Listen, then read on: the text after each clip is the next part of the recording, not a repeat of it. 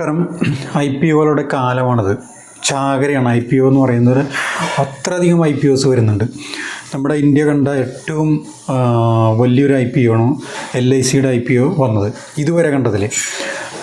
ഇനിയും വരാൻ കിടക്കുന്നുണ്ട്. LICയേക്കാൾ വലിയ ഐ പി ഒസും ഇനി വരും എന്നാണ് പറയുന്നത്. അപ്പം അത് ഇപ്പം ഒലയുടെ ഐ പി ഒ വന്നിട്ടുണ്ട്. അങ്ങനെ എല്ലാ ഐ പി ഒയിലും നമ്മൾ നിക്ഷേപിച്ച് കഴിഞ്ഞാൽ നമുക്ക് പണം പെട്ടെന്ന് തന്നെ അതിൻ്റെ ഒരു റിട്ടേൺസ് കിട്ടിക്കൊള്ളണമെന്നില്ല. ഫോർ എക്സാമ്പിൾ ഇപ്പം LICയിൽ പോലും LIC ഐ പി ഒയിൽ പോലും നിക്ഷേപിച്ചിട്ട് അതിനകത്ത് ഇപ്പോഴാണ് അതിൻ്റെ ഇൻവെസ്റ്റ് ചെയ്തവർക്ക് അതിൻ്റെ റിട്ടേൺസ് കൂടി വരാൻ തുടങ്ങിയിട്ടുള്ളത്. അപ്പം ഇടയ്ക്ക് വെച്ച് എക്സ്പെക്റ്റ് ചെയ്ത റേറ്റിൻ്റെ അത്രയും വന്നില്ല, പിന്നീട് മാർക്കറ്റ് വാല്യൂ കുറയുകയാണ് ചെയ്തത്.